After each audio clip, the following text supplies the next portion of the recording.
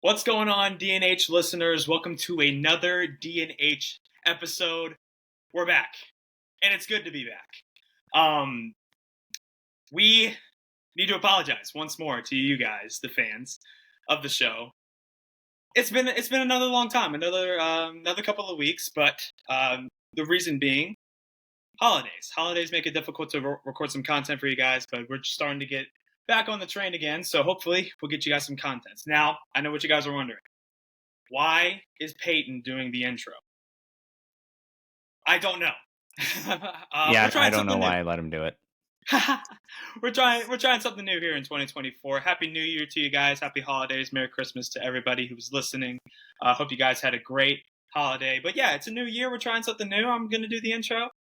If you don't like it, it's okay. But without further ado, let's get into the introductions. I'm the co-host, Peyton Pichardo. You dig? And I'm the host and producer, Alex Pichardo. That is right. So we have a lot to get into today. We got some NFL news that we got to get into, some NCAA. We have the college football playoff final. Michigan, Washington is going to be exciting to watch. Two great games. We'll get into that later. And then we got some MLB news. We got to cover the Yamamoto stuff. It's going to be a good episode. But before we get into that, got to do a little bit of house cleaning here. So it is a Tuesday. Run sheet. Indeed. Here we go. Yeah, you got that right. It's Tuesday. Yes. January 2nd. Nice job. January 2nd. Okay, there we go. You can find us on Apple Podcasts and Spotify. You can also find us on YouTube if you want to watch any clips. We'll post to YouTube Shorts. We'll post to Instagram Reels as well. You can find us on Instagram at Diamonds and Hashmarks. You can also find us there on Gmail if you want to know what's the line that you say? If Gmail? you want to let us know what you think about what we think, email the show at diamondsandhashmarks@gmail.com. That's a good line. I like it. It's a great line. I couldn't think of it, but yeah. You can also find us on YouTube, like I said, and Diamonds and Hashmarks. On Twitter, it's just Diamond Hashmark. No S, no and. You can find us there.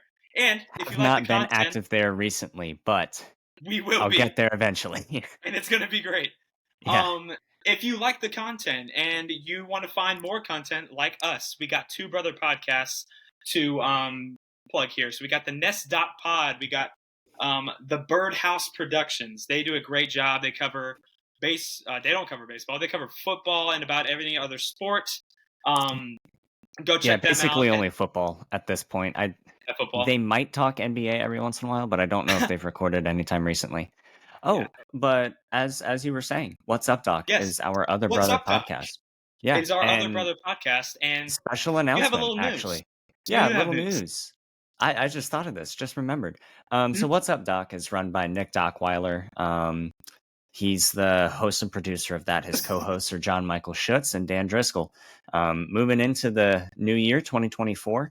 Unfortunately, Dan, life just caught up to him, so he's super busy right now. He's not able to join the show permanently, can't commit to it. Totally get that, totally understand. He's doing good work down in Fort Myers, Florida.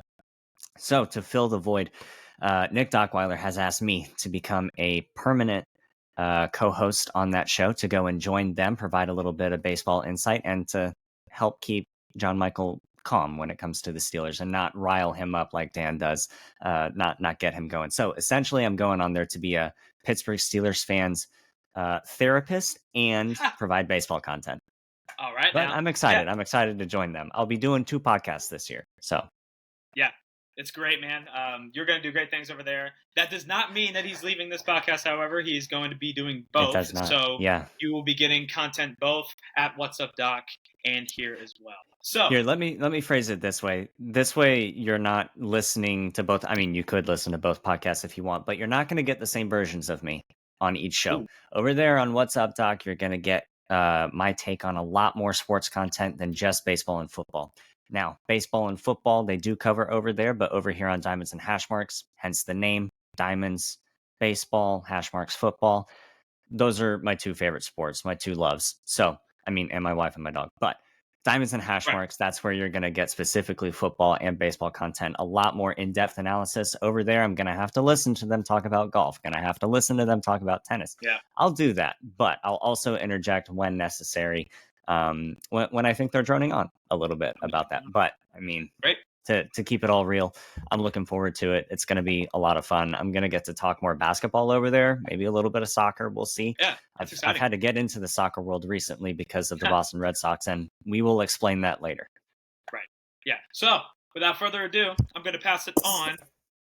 You didn't mute My your mic. bad. That was I tough. meant to look. If you're watching, you can see the button, I know he's not talking. and it mutes, right? And it mutes. Crazy. Yeah. Okay. So, without further ado, I'm going to pass it on to my brother, the host and producer of the show, Alex. Take it away. Diamonds and Hashmarks. That's what you're listening to. Hit us up with a 5-star review if you could. Like, subscribe, do whatever right before we get started. As Peyton mentioned, ton to get into today, but we got to rewind the clock a little bit. So let's go ahead and start where I guess Saturday night going into Sunday morning. I wake up Sunday morning. I didn't stay up to watch the entire Lions and Cowboys game. Wish I had, but I'm watching on Twitter like 3 or 4 posts in a row, all talking about the same guy. Brad Allen is his name. He's the head official wearing the white hat. He's got the microphone. There was a big blunder there. I'm sure you guys have heard plenty of analysis about it up to this point, but our perspective of it, at least my perspective of it, I'll go ahead and lead, and Peyton, I'll ask you a follow-up question. Yeah. I don't know what else the NFL could do to make sure that doesn't happen other than holding referees accountable when it doesn't go the way it should. So, I mean, you had the player walk up to the official, can't remember the name right now, but I remember the official's name, and I know that's not what Roger Goodell wants. Report as an eligible receiver. Official completely missed it, didn't hear it, didn't acknowledge it, whatever. Possibly acknowledged it if you go and watch some Barstool clips. I know that they've done more extensive research into it. Yeah, it looked like maybe he heard him, maybe he didn't, but flag gets thrown, touchdown. No, it was a 2-point conversion that gets pulled off the board, and then the next play you got Micah Parsons offside. Then the next play you got a failed 2-point conversion. Game ends. Lions lose, Cowboys win. Cowboys look like they're the number 2 seed now. It has messed up the seeding in the NFC. I feel bad for the Lions because they did everything right. They even pregame went to the officials and said, "Hey, we're going to do this later in the game." They did everything right. The officials still missed it, and there's no real accountability there. So, Peyton, what's your main takeaway here? Main takeaway, I mean, they did get it wrong. I don't know if there's anything that has come out with the refs saying like, "Hey, yeah, we did get this wrong," or is there anything? No, absolutely not. I have been following this. So here, I'll let you know what's happened as far as accountability has gone. So far, there was the post-game interview that happened with the official, and then you still got your post-game interviews that happen with the head coach, the players. Essentially, what has happened is there are 2 opposing narratives, and you have what the official says, you have what's on camera, and you have what the players have said. What's on camera seems to line up with what the players have said. And what the official has said in his post-game interview, his explanation of that call, does not line up at all with what the players said. So they're directly opposing each other. One of them is lying, or one of them got it completely wrong. I hope they just got it completely wrong. But shoot, the world that we live in today, it wouldn't shock me if the guy's ego is just too big and he's lying about it. So no real accountability there. So far, the only accountability is that NFL official squad has been kicked out of the playoffs. So at least they're not getting their bonus money that they would get if they were officiating in the playoffs. But they got moved back into a primetime slot. So it's a little give and take, I guess, with this officiating crew. I don't know, just very upset for the Lions. They did everything right, and the officials still messed it up on them. So, anyway, you were talking about what your takeaway here is. Yeah, it looks like he's going to be reffing this weekend. I think he has the Steelers-Ravens game, and his crew has the Steelers-Ravens game. Yeah, it's a Saturday game, and he's right back out there. So, but keep in mind, this isn't the first blunder he's had, Peyton. I don't know if you know this, but there was earlier in the year, Miami versus the Eagles was a primetime game, there were 10 penalties called against Miami. I'm going to bring that up when I'm on What's Up, Doc, because he's a Miami fan. Okay. Then there Yeah. were no penalties called against the Eagles over the course of that game. I think he's reffed like 6 Detroit Lions games over the past Mm. 2 or 3 years, something like that. And the Lions are 0-6, and it's literally Chris Paul and Scott Foster Huh. is what's going on here. Like, if you in the audience don't know what that is, go look up Chris Paul, Scott Foster. It's a ref and a player in the NBA that don't like each other. And because the ref is in a position of power and there's no accountability there, he keeps taking advantage of Chris Paul. I think right here we have a case of Brad Allen continuing to take advantage of the Lions, because I don't want to be the guy that screams corruption here and wants to say that he's fixing games. But I mean, it's hard to look at the games that he's reffed and not say there's a deciding call in each of those that completely changes the outcome of the game. Yeah. Sorry, I am distracted. I'm trying to know more about it, just to see what the conversation was down on the field. It says, I told him about this. Get the expletive back. I told you to Brad Allen. I told you. I told you. So 3 times you have somebody saying, "Hey, I told you that I was an eligible receiver." Yeah. So It's not a good look. not a good look at all. How about we bring up the fact that they're all part-time over there? Pardon me. Coffin's still dealing with the cough. It's been a month and a half. I'm tired of it, as tired of it as you are listening to it. But how about that? All the refs in the NFL are still part-time. They don't have any full-time referees. That's crazy. I mean, they make enough during their part-time stints to not have to carry another job, but it's not like they're spending. It's a profession, and they're not spending their entire day getting better at it. So I don't know. Just rubbed me the wrong way, especially because there's no accountability there. I actually have a question for you, just to kind of get the ball rolling on this. So you have the 2-point conversion to win the game. Yeah. If you're Dan Campbell, 2-point conversion to win the game, or are you kicking the PAT, you're going into overtime? What do analytics say? Analytics probably said, hey, let's go for 2 here. Let's try to win this game. Yeah. But I think the safest option for obviously, is to kick the PAT. Right. If you're in Dan Campbell's shoes there, let's say none of this happened. What are you going to do? Are you trying to win the game, or are you trying to tie it and go into overtime and face a good Dallas Cowboys defense and a good Dallas Cowboys team? I know we've slandered the Dallas Cowboys name on this podcast before, but they're a good team. Yeah, somehow they pull it off. So how about this? I actually know for a fact that the analytics said before the 2-point conversion, 44% chance to win the game if you go for it here. And the decision that analytics makes, the recommended play, says if you got 44% odds to win the game if you're going for it, then you go for it. 44% odds is good enough from a 2-point conversion perspective. Sure. Man, I don't know what I do. That's something that with certain teams, I feel like you have to go for 2. If you don't beat Bama, if you don't beat Georgia, if you don't beat insert juggernaut in the middle of a dynasty, whenever the year was right now, before time expires, you're not going to be able to beat them in overtime. Other cases, I'm like, I don't know, man. I kick the field goal, take it to overtime. I think you're lucky to get to overtime. Yeah. In this specific case, if it's Titan against Titan in the NFC, I can't believe I'm sitting here calling the Dallas Cowboys a Titan, but I am. But if you're sitting there and you're fighting for seeding, I totally understand going for 2 right then and there. You beat them while you can, and then you don't have to see them again. Fail to convert, and now your seeding is messed up. Yeah. Go into overtime, who knows what happens. I feel like Peyton going for it, not going for it, but kicking the field goal to send it to overtime is kind of like the Yankees in 2004. I was like, put him to sleep now. If you don't put him to sleep, suddenly you wind up with Petey and Schill game 6, game 7, anything happens. I feel like game 7, anything can happen is very reminiscent of let's play it safe. Let's send the game to overtime if we can, because you don't know what happens in overtime, especially the way that the rules are written in the NFL.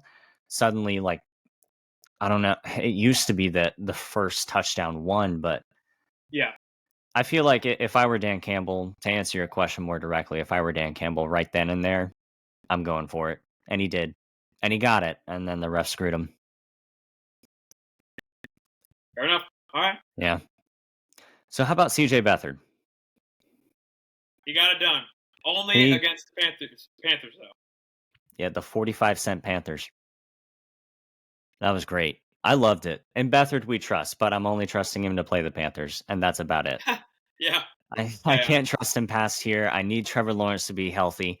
Peyton, if we got to play CJ Beathard week 18 and put playoff hopes in his hands, Yeah. that would be rough, but I'm almost willing to do it because it's the Tennessee Titans. Yeah. Yeah, me too. Yeah, Titans don't look good. But also at the same time, it's a QB matchup of CJ Beathard and Will Levis, right? So Yeah. I think Will Levis is the better quarterback, maybe. If you look at it, I don't know. Yeah, But- I would say that Will Levis is the better quarterback of those two. But as far as Sunday's game is concerned, I felt like walking into the game, I was sitting there waiting for things to go wrong. Me too, actually. I didn't have access to the game this week, and I was kind of mad. But I was kind of following it along, and it was like, all right, field goal, field goal, field goal. Like, Yeah, I'm points on the expecting board, them- I'll take it. Points on the board, right? Like you're saying.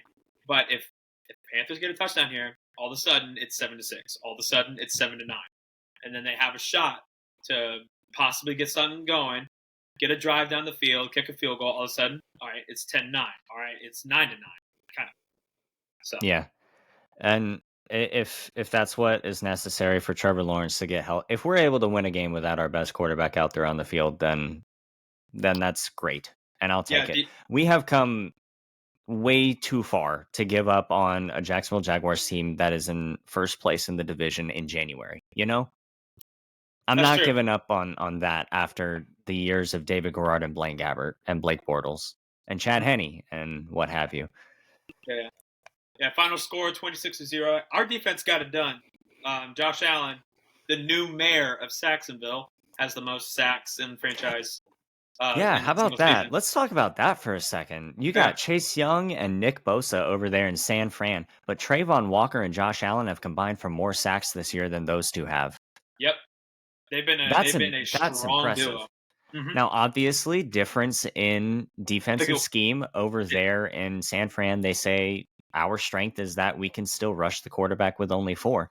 Over here in Jacksonville, we put together different blitz packages, so sometimes one of them doesn't get picked up, but I don't think that accounts for the sizable margin that Trayvon Walker and Josh Allen have put on Nick Bosa and Chase Young. I'm ecstatic about that. And I know that we've sat here ready to say Aiden Hutchinson was on the board when you took Trayvon Walker. What are you doing? Right. For what it's worth, let's give the guy some credit. I mean, he and Josh Allen have put together quite the year. They have 25.5 sacks going into the final week. They're getting it done. Keep it going. Going into the playoffs. I mean, Tennessee last week of the season for the second straight season last year, playoffs on the line. This year, playoffs on the line again. I mean, I'm looking forward to it. Going to sit my happy butt down and watch some Jags football. Let's do it, man. I'm down. Let's enjoy it one last time. If that's all we get, I'm going to enjoy the heck out of it because truly, I think this season has gone a lot better than I thought it would. Yeah. I agree. Yeah. What is it? NFL schedule has 18 weeks. It's 18, right? Not 17? Yeah, week 18, final week. Why is it that no one was talking about the Baltimore Ravens and how scary that team was up until like week 12? That team is scary. I think over the past 2-3 weeks, especially, we have seen the narrative on Brock Purdy and the Niners completely shift. And suddenly, all anybody wants to talk about is Lamar Jackson and the Ravens. Yeah. Hey, strong team that they got over there. The running game was looking a little shaky at the beginning of the season when I can't remember his name right now. I think it's J.K. Dobbins was their running Yeah. back. Towards Achilles, I think in the first couple of weeks. I think in the first week actually, maybe. It was looking a little shaky there, but obviously you have Lamar Jackson. He's gonna rush for 1,000 yards in a game.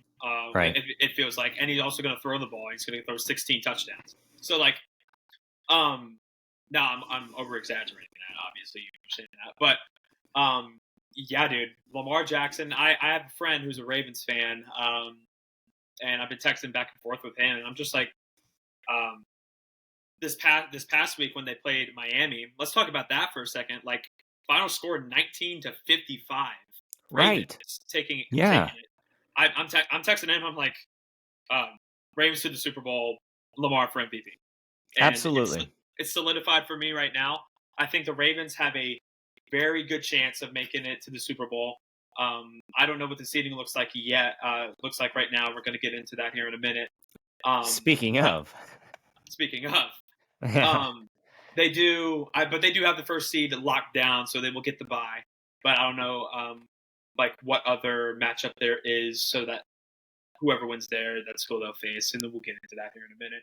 But yeah, dude, Lamar Jackson and the Ravens, the MVP and the best team in the NFL, I think, going into Week 18. Yeah, I think that's fair to Right? say. I think it's fair.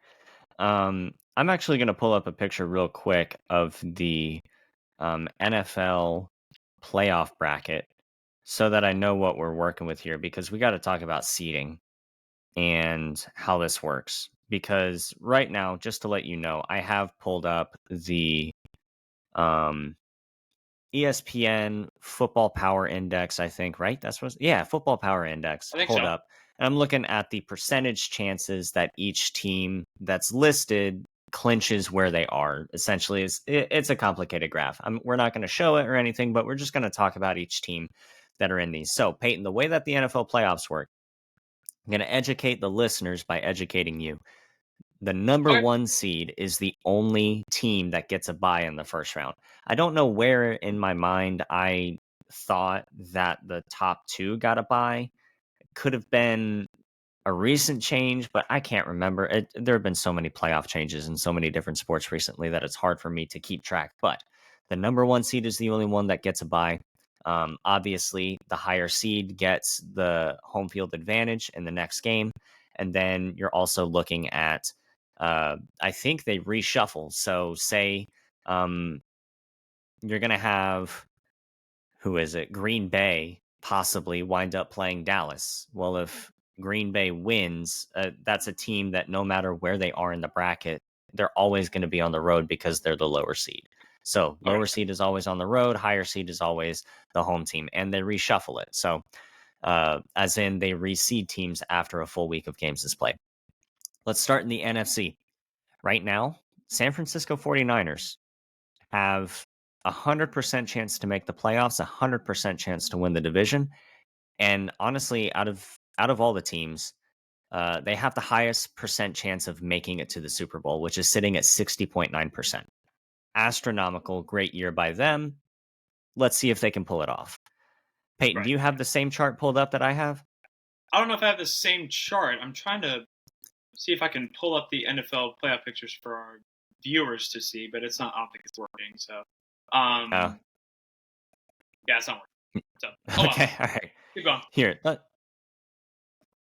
let's keep rolling with punches here. Let's see if I can do it. Yeah, look at that. Should have it pulled up right here. Okay, there you go. So you got 100% chance to make the playoffs, 100% chance to win the division, 60.9% chance to make it to the Super Bowl. ESPN, if we're copywriting, infringing upon your content here, that's our bad. But I think this is ultimately what you wanted to have happen. So the Cowboys, 100% chance to make the playoffs, 79.8% chance to win the division, 21.3% chance to make the Super Bowl. Out of all these numbers here, Peyton, what sticks out the most to you? Here, and we'll even show you the Seahawks and the Saints because they are technically in the hunt. So are the Falcons, actually, because that NFC South is looking a bit rough. Yeah. Hold on. What were you saying again? You were saying the Out of all this, what's the most shocking to you? most shocking to me. Yeah, man. Let's talk about the Rams, right? Like the Yeah. Rams coming out of nowhere, and then all of a sudden they're in the playoff hunt. In the NFC, like still 9-7. If they go into this next week, I don't know who they play. It's not telling me here, but they're second in the NFC West. If they win, they're 10-7. All of a sudden they're Yeah. in the playoffs. So the Rams Well, is no, supposed to they're mix up. already in. They've Oh, already they're already in. clinched 100% Okay. chance to make. The Rams, technically, mathematically speaking, have a 0% chance to win their division. Wow. So this is where they're settling. This is where they are. Yeah. Okay. So they're in. So that's great. The Browns have been phenomenal these past couple of weeks with Joe Flacco. The return of Joe Flacco has been really, really cool to watch. Stay in the NFC. Yeah. Okay, I'm staying in the NFC. Sorry. Um, Here, I'll say another this. thing. My biggest takeaway is how rough the NFC South looks because look right here. 71.5%, 71.5%. Same number for the Tampa Bay Buccaneers, which means whoever wins the division gets to move on because nobody else from the NFC North is going in.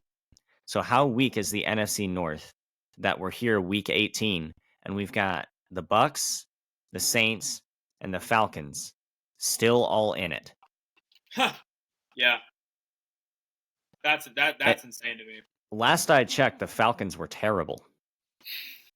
And the Saints still had Yes. Derek Carr. Shout out Cooper on the Nest Pod. Yeah. Sorry about it, but Hey, hope it works out for you. I don't want to see it works Baker out for you Mayfield too. again. Wow. But how about how low the Eagles are? I know, The right? Eagles, for what it's worth, 5 seed. 5 seed. Yeah, they're going to be the 5 seed. Going into this next week, they lost to the Cardinals. Yeah, that was ugly. That was ugly. Like That was ugly. Didn't look good. I mean, the score was close, right? I think it was like 35-31 or something. But I mean, maybe. Still, like you're allowing Kyler Murray, the 5-year-old toddler, to dunk on your head. But at the same time, I mean, the Dallas Cowboys did this as well, and they're in the playoffs, so I don't know how much we can dunk on them. Let's take a look at the AFC. Sure. Ravens, 100% chance, 100% chance, 55.7% chance to make it to the Super Bowl. That one seed does a lot for you. Yeah. Got the Bills at the 2, Kansas City at the 3, Jacksonville at the 4 as a division winner. Still haven't solidified the division, and we need to. Joe Flacco and the Browns, Miami Dolphins, and the Colts sneaking in there at the 7 seed. So, Peyton, as it plays out right now, if the results here hold, the Bills play the Colts, Kansas City plays the Dolphins, and we play the Joe Flacco Browns in Jacksonville. We played them 2 weeks ago in Cleveland. Yeah. And how'd that work out for us? It didn't work out for us at all. What is your nightmare scenario if it isn't Jacksonville hosting the Joe Flacco Browns? I think that is my nightmare scenario. It absolutely is. Because it's Joe Flacco, and he's 38, kicking it. Yeah. And I don't, I think that's dude, I don't scenario. see a way. I don't see a way in which I fear playing the Dolphins, the Colts, or the Texans more than I fear playing the Browns. Yeah. Terrified of it. Terrified. But then, I mean, after that, the way that the bracket works, that might be one of the better teams that we play until we reach Buffalo or Baltimore. I don't know when that is. And you guys may think I don't know what I'm talking about, but we did beat Buffalo. Yeah. A little scary. So yeah, it's gonna be interesting. So we'll see how all that plays itself out, but that's what everything's looking like headed into week 18. Right before we move on to college football, how about Dalvin Cook becoming a free agent, mutually agreeing with the Jets to part ways? And I guess rules are different over there in football, and he's available to help any playoff ready team if they want to pick him up. Oh, okay. Man. You think he All goes I'm somewhere? saying, all I'm saying is if you put Dalvin Cook and Trevor Etienne in the same backfield, Okay. all I'm saying, I mean, obviously, I think Dalvin Cook makes any team better just by being on the roster. Yeah. But it hasn't worked out in New York this year, especially with Brees Hall and Aaron Rodgers having his issues. So Yeah. I'm interested to see if he signs somewhere at all, Yeah. Me too. That'll if be anybody interesting to brings see. him on. So Yeah. we'll see. Agreed. All right, college football. Peyton, we have been spoiled. We were spoiled. It is the Absolutely. it is the end of the 14 playoff, Yep. and those were probably two of the greatest games that we've seen. Yeah. And Each team was in out of it, this year. Yeah. unlike FSU playing against Georgia at any point in the game. But both teams were in it until late. Yeah. Everybody had a shot to win it. We can argue as much as we want over whether or not Bama or Texas deserve to be in the games that they were in and talk about foremost deserving, foremost or for best. We could argue as much as we want. Yeah. I don't think you like football if you're not looking at those two games and saying, great game. Yeah. Obviously, a little upset your team isn't in it. Totally get that. But at the same Yeah. time, man, I love that. That Right. was great. That was college football at its best. It's good. Yes. Both of them were great games. I would argue that the Washington Texas game better than the Michigan Alabama game. That's crazy that you're saying that because that first game went to overtime. And I I know. texted I know. multiple people and said, any shot this second game lives up to that first game. And multiple people said, no, no way. Yeah. Absolutely not. And then as the night progressed, several of them were like, you know what? It's living up to it. This is a Yeah. great game. This is a We great were game. spoiled right there. Yeah. And I hope the national championship is as good. Oh, So me too. we're not going to get into the national championship quite yet. We're hoping we can get into it maybe later this week, but we're going to Sure. hold off on the preview up until it's time. But Yeah. we need to take a second to marvel at what was. Yeah. That was the last 14 playoff format that we see. And Mhm. I think that was everything the NCAA wanted the 14 playoff to be when they Yeah. started it. Mhm. Just great games. They Let's were. go ahead and break down It was. Michigan Bama. That Bama offensive line looked absolutely terrible. It did. Yeah, The Michigan. the Michigan defensive line and the linebackers, some of the blocks weren't picked up. It looked like they were just running through the offensive line, and Milrow had nothing to do. He was trying to scramble. He was trying to get out of there, trying to get out of the pocket, trying to make a play. Didn't work. They were just Yeah, Michigan was just strong. yeah. Michigan was just better on the defensive side of the ball, and that's Yeah. saying a lot considering how good Bama played as well. Right. Um, but I don't think the offensive line struggles just ended with protection packages. I think their offensive line struggles like go as far as pointing out the center wasn't snapping the ball well. Yeah. What were you He was doing trying. for 2 weeks? I don't know. Who knows, right? But special teams didn't look great either. For what those programs are supposed to be, special teams just weren't awesome. Yeah. I mean, yeah, it was crazy.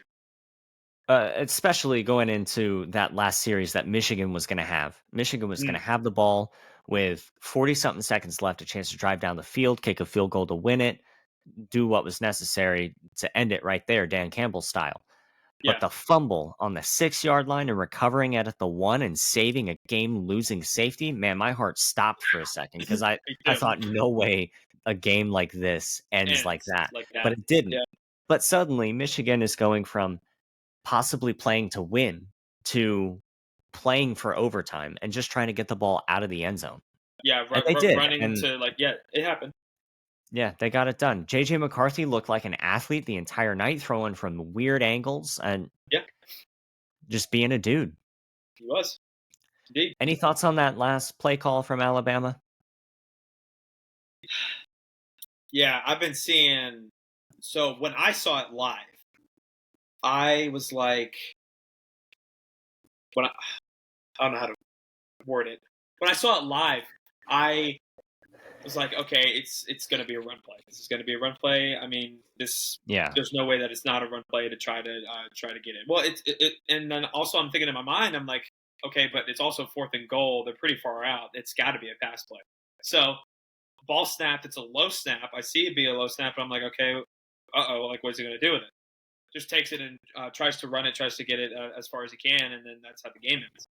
Yeah. So And he didn't I'm follow his guard that secured the edge. And right. man, it just didn't look right. It didn't look right at all, and it has me wondering if it was a RPO, a run pass play. If he because I think the running back was making like a wheel route or something, or he was like going off to the sideline. Yeah. So like you have that guy there, but then the bad snap makes it to where you're like, panic time. I don't think I can get it to him. I think someone's on him, and I think there was. I think a linebacker did eventually go to the running back to make sure like nothing was going to happen there. So Milro's like, oh crap, all right, I got to run it, and then he didn't follow the edge. Didn't follow the edge, and then that's how the game ended. So Yeah. it was Yeah. interesting because it was like, If you go back and watch that, I think what you're talking about has a lot of validity to it because the running back is running from top to bottom on the screen as you're watching. I think the bad snap in Milro's mind, he went, I can't pass this ball now, but now he's in a terrible position to run. So now right, he's not able to follow the guard who secured the edge. I think either right, way you look at it, if Milro follows his guard or if he gets the ball out to the running back, that's a one-on-one scenario yeah, to get into the end zone. And I think you got to trust your running back and you got to trust Milrow to do that. But the bad snap, just the play from the get-go didn't have the I don't know what to call it, but the it was pizzazz, bad from the beginning. I remember watching it and being like, "No way, we're calling a design quarterback run from 4 yards out of the end zone on yeah, fourth and goal." right, But hmm man, I think the botched attempt to do a RPO, something like that, explains that final play call. I don't think it looked great. yeah, it didn't, But Texas and Washington, let's talk about that. Another game where both dude, teams were in it yes, until very late. Lived up to the excitement of the first game, in my opinion. And we can't say that Texas didn't have a shot. right, exactly. Yeah. Did you Yeah, think that Texas was going to pull it off? I did. I really did. I was like heart racing here at like 12 in the morning, Yeah. here at midnight. But no, like I'm watching this game. Izza was over. My girlfriend, she was over, and it was just back and forth, back and forth. Like they score. I think who scored first was it Washington? I think Yeah, I Washington think so. scored first, and then all of a sudden Texas answered, and then somebody else scored, answer. Somebody else scored, answer. And it was 21-21 going into the half, and I'm like, this is a game. Like tied at the half. Let's see if they can make it happen. And then all of a sudden, I think they go up 2 touchdowns. I'm like, okay, like Washington has this game.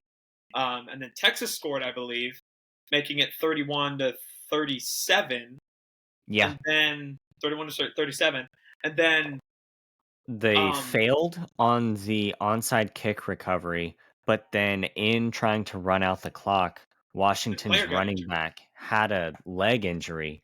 And Mm-hmm. so instead of being able to run the clock out to below 20 seconds, they had to call a timeout because he's injured under a Injured minute or timeout. under 2 minutes. Yep. Injury timeout. So now the clock stops. 40 seconds left. Texas has the ball. 2 deep passes later, they're on the 20. Yeah, they're in the red zone. I'm like, oh my gosh, they're gonna do this. Yeah. And And I'm that's just one of like, all right, those try touchdown to get ties it. close. Yeah, try to get close. Run out of bounds immediately. Let's see if you can make it happen. And can we talk about that final play? The corner or the safety, I don't know who it was, made a great play on the ball. Yeah. Absolute great play on the ball. Like Because he it's had not a to. penalty because it was the cleanest I think I've seen like in college Yeah. football. Yeah. Just Um, a ball up in the end zone. It batted was it good. away. Yeah, If it was that's how the amazing. game ends, so be it. It was a great game, I think, at that point. Yeah, yeah, it was a great game. I thoroughly enjoyed watching that game. It Yeah. was we were spoiled. We were Yeah. definitely Absolutely. I think, though, I don't want to be the guy that says Michael Penix Jr. is the greatest college quarterback to have not won a Heisman after one game. I don't want to be that guy. But right. I think Michael Penix Jr. is a better player than Jaden Daniels. Just after last night, just because Oh yeah. Michael Penix Jr. went out there, he made all sorts of throws. If it needed mustard, he threw that thing through a needle. If he needed some air under it, he lobbed it perfectly. If it was another touch type pass, like Mhm. putting it into, car tire size openings, or Right. possibly smaller, like hitting his guy where only his guy could get it. And he looked great. He I did. thought it was great.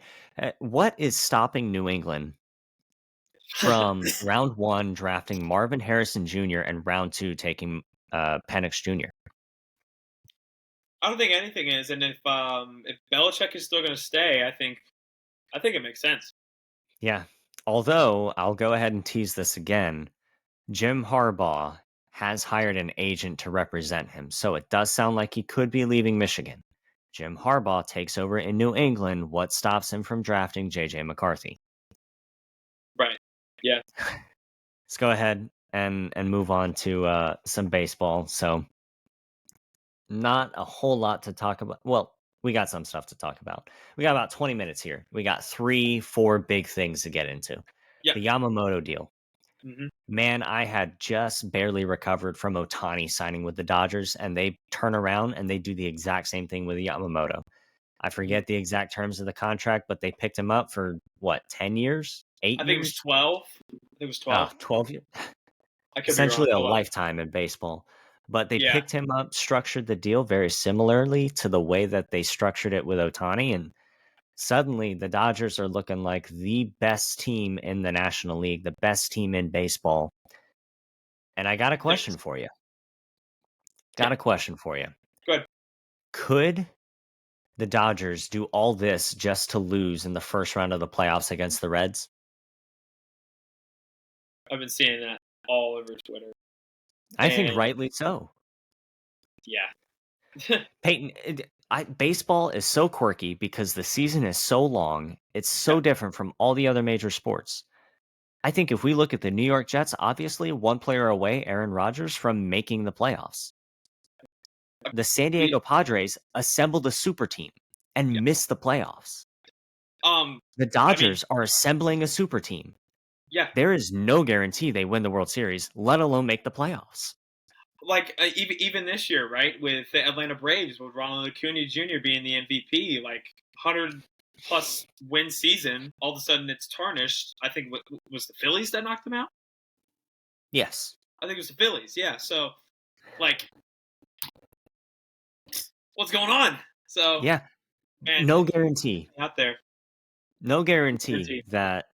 that this does anything for you as far as taking you to the playoffs or having you win the World Series. Right. So I hear a lot of people right now talking about this is why Major League Baseball needs a salary cap. No, we don't. We have a luxury tax threshold. Just so you know, the bottom four teams in payroll are getting a nice check because the New York Mets paid $101 million in luxury taxes this year. And that money goes to uh, the funds of the bottom four teams in payroll, I think is Wow. the way that it's worded. But they got a nice check. Nice. There you go. Spending isn't the problem. General manager management and owner management is the problem. If you're the Pittsburgh Pirates, you're not spending an extra $170 million in payroll just because you can. If there's a salary cap, I don't think you are. Right. The way that I am in favor of maybe we rework the wording around financing guys' contracts 20 years out from when they're playing. Mhm. I'm in favor of that, where you can only defer a percentage of the total value of the contract, let alone deferring 100% of the contract 30 years out. I think there do need to be some limits there. Like, let's implement something so that the Los Angeles Dodgers aren't blowing it up now and saying whoever owns them in 10 years, that's their problem. Mhm. I think that is something we need to address. I don't think, though, that signing Otani and Yamamoto in the same offseason is what guarantees the Dodgers a World Series. Are they going to win one in 10 years? Yeah, I'm sure they are. Yeah. They have But it's not. I don't know if it's this year. I don't know if it's next year. They might still not have be to this play year. 162 games. Yep. Mhm. All right, over under 110 wins this upcoming season for the Los Angeles Dodgers. I'm gonna hit under, but they'll be a top seed going into the playoffs. Okay. Man, I just came up with it. I hadn't had a chance to think about it. So you're good. I think 110 wins are a lot. That's a lot of winning. Yeah. I think, though, yeah, I'm taking the under as well. I think 110 is too much. Yeah. Taking the under. I'll agree with you. They're a top seed. But past that, I don't know if they're a second round playoff team, third round playoff team. I don't know if they make it past the NLDS. Wow, that's a hot take. Well, it's consistent with all the other top seeds that have been a top seed the past couple of years. Nobody makes it through except for the Astros. That's true. Yeah. I think we're All right. still waiting on Kershaw to make a decision. But he's going to the Rangers. We've already talked about it. Yeah, I have. But man, I don't know if he's thinking about it this long. Shoot, he's He's not like, considering LA or the Rangers. He's considering LA or I'm done. right. I think so. I think that's what it's going to turn into be because, like, if you add Kershaw into that pitching rotation, and I don't know how old Kershaw is, but if he's going to stay He'd be the around, fifth. though, He'd be the fifth maybe the in fifth, that rotation. sure. But if he's going to stay around for a little bit, and when Otani's getting ready to start pitching again, who knows? Yeah, who knows what that rotation looks like. Right. So, how about I called you You did call when me. I saw the news very recently. Yeah. Because, man, it's just such a weird thing to talk about. But Chris Sale is no longer a member of the Boston Red Sox, and he got traded to the Atlanta Braves in exchange for Vaughn Grissom. Yeah. Chris, it has been an interesting 5 or 6 years to say the least. Yep. You cut up jerseys in Chicago. You came to Boston. You loved it there. City embraced you. Went on a great 2017 run. In 2018, you were the guy with a belly button piercing and won the World Series. Pitched the last out. Struck out Manny Machado on a back foot slider, made him look like a doofus, and danced on him on the mound. Dude, it was awesome. Then 2019 was different. You obviously had some arm problems. I remember watching your start against the Colorado Rockies when they were wearing the purple jerseys at Fenway, and you struck out like 16 plus. I was at Miller's watching that game. Struck out like 16 plus, looked like the old Chris Sale, but we didn't see him again that season. Yeah. Then you were out, I think, with some arm problems. 2020 was your recovery from Tommy John year. 2021, just a ton of health issues. Mm-hmm. And in 2022, you look like your old self, but kept battling health issues. So it's been 3 years of battling health issues, and it just sucked. Yeah. Because I love Chris Sale, and it was awesome having him back in a Red Sox jersey. I think for those 2 months that he looked like him old self, and he was athletic on the mound, throwing 97 again. Yeah. It was just awesome. Looked like old Chris Sale thought the Red Sox had a chance. Every fifth day, I felt like we could go to the playoffs because it was when Chris Sale was pitching. Yeah. There you go. It's the last year of that 5-year extension he signed back in 2018. Mm-hmm. So if we were going to get value out of Chris Sale, it was going to have to be because we traded him. Because I don't think you can justify signing him to another long-term extension after his injury history. Yeah, no, you can't. So Vaughn Grissom in return. I think this is one of those rare instances, Peyton, where I think looking at the trade day of, I can say both teams won. I give this an A+ for both teams. Yeah. Boston Red Sox absolutely sucks to see Chris Sale go, but I don't think it was smart to re-sign him, and I think we got the most value we possibly could have. Yeah. We got Vaughn Grissom in return, a guy who the Atlanta Braves kind of admitted, yeah, there's no way he's playing second base with Albies or shortstop with Arcia. Right. No way he's doing that. And we get our second baseman. Trevor Story plays shortstop. Grissom plays second base, rotates into the outfield when it's necessary. We still got Pablo Reyes and Emmanuel Valdez to play the infield. Suddenly we have a lot of pieces that we could possibly move for like a Jesus Luzardo or another young, controllable arm. So, I don't know. Agreed. I think day of I can look at both teams won, and I hope that maybe a couple years down the road, I'm all for signing Von Grissom to an extension at some point this year if he shows that he can be the guy. Yeah. But I hope I can look at this trade a couple years from now as well and say not only did we get an A plus and win that trade as well as the Braves, but that was the best move that we could have made. Yeah, I mean, he's 22. He's young. He can get it done in like these next couple of years. Absolutely lit up AAA. Yeah, He was the guy in AAA. I'm all for it. Yeah, let's see if I have a AAA. I love that Von stat Grissom is here. going to be playing in Boston these next couple of years. Don't get me wrong, absolutely love it. I can't wait. Just prior to that, though, we saw Giolito sign a 2-year deal, $38.5 million to come over to the Boston Red Sox. So we signed a guy under his expected value. We'll see what the player opt out does, because he can't opt out after year one. But then, offloaded payroll. That was Chris Sale, took on Von Grissom's contract, which is very small in comparison. And suddenly you have a ton of room between your payroll and where the luxury tax is to go and add another piece. Yeah. Blake Snell. Jordan Montgomery. Man, I would love it. Blake Snell or Jordan Montgomery easily changes the narrative that currently surrounds the Boston Red Sox. Peyton, does the Chris Sale for Von Grissom trade make sense if Boston doesn't go sign a starting pitcher? Oh, yeah. No.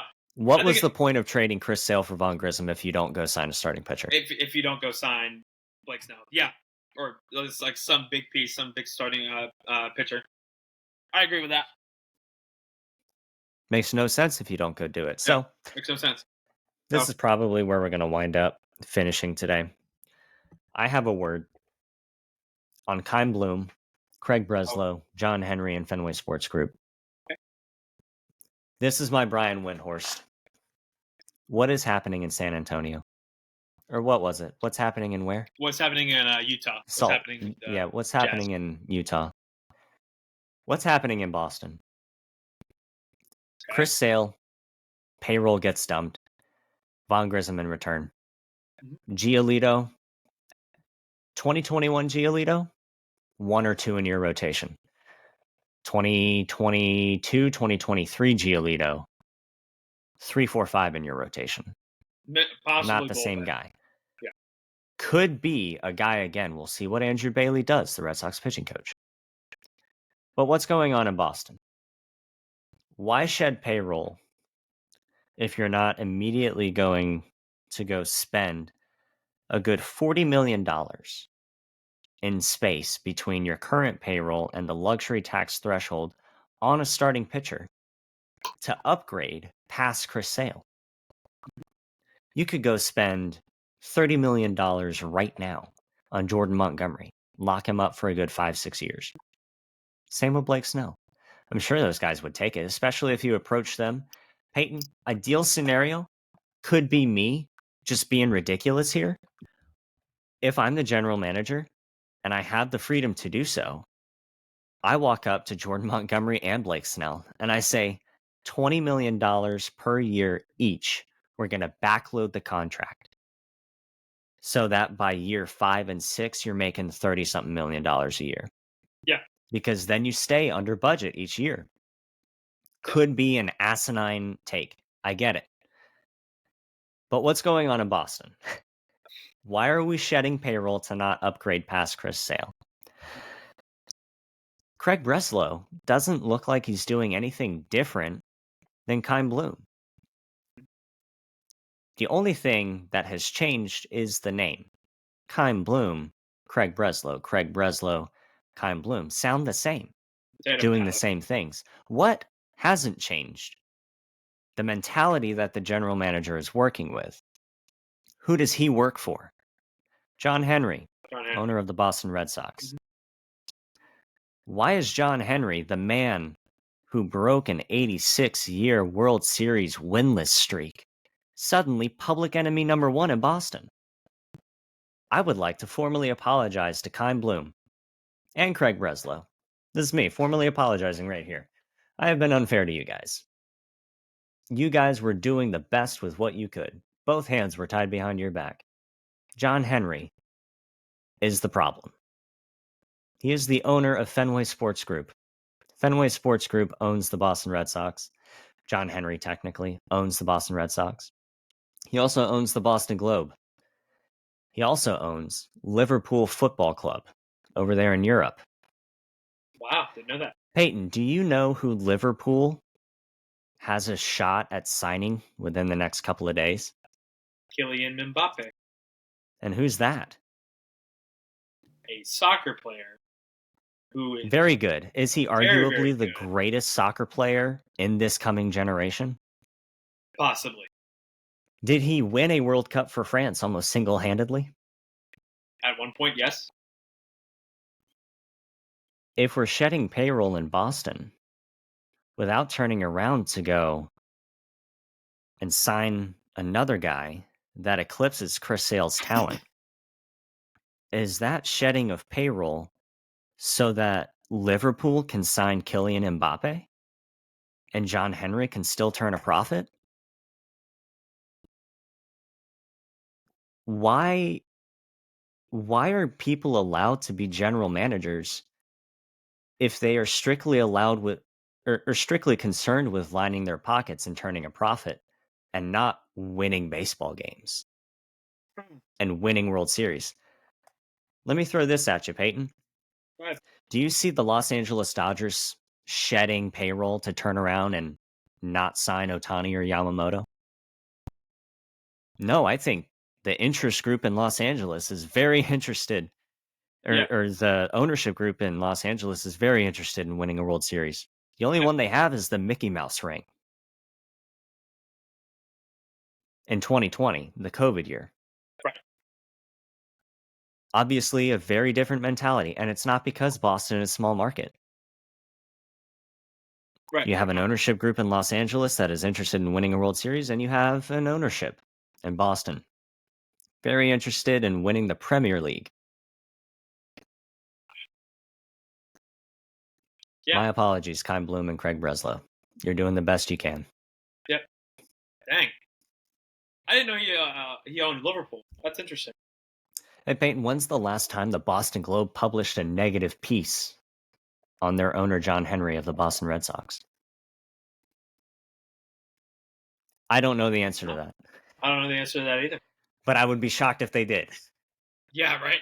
It's like Amazon publishing a negative piece on Jeff Bezos. On Jeff Bezos. You just don't do that. Yeah. That's hilarious. Huh. But Very I think we're seeing... That is a word. I think there's a very different end goal between Los Angeles and Boston. Two teams that have very large payroll capabilities and two ownership groups that have very different end goals. And it sickens me that I'm not a Los Angeles Dodgers fan. Yep. Right. I'm happy if we finish above 5th place in the division this year. Truly, I am. Because even the Blue Jays are making an attempt. They went out and signed Isaiah Kiner-Falefa. Did they really? I didn't know about that. Wow. Yeah. Speaking of the Blue Jays, did you see this, by the way? Yeah, that's a sick hat. Montreal Expos. Yeah. You know what's crazy is I didn't get a hat for Christmas this year. I thought somewhere in there would have been one. Would have been one. Yeah. Wow. I didn't know That's about right, Kiner-Falefa, though. Yeah. Well, they fixed their Whit Merrifield problem. Oh, that's now right. They don't have Where to bring him back. Still hasn't signed anywhere. He hasn't had time. Okay. I thought he went I think he goes to the Giants at the end of the day. Giants. Because Crawford's not there anymore? So you're thinking Correct. he fills the second base slot? And he can play outfield, too, apparently. I didn't know. Yeah. So we'll probably address that in a later episode, but I think that's a good spot to wrap it up for today. What's going on in Boston? Well, John Henry. Go look it up. Go look it up. Right, so for the final time today, you are listening to Diamonds and Hashmarks. I'm the host and producer, Alex Pichardo. And I'm the co-host, Peyton Pichardo. You dig? We'll see you later. We'll see you sometime soon.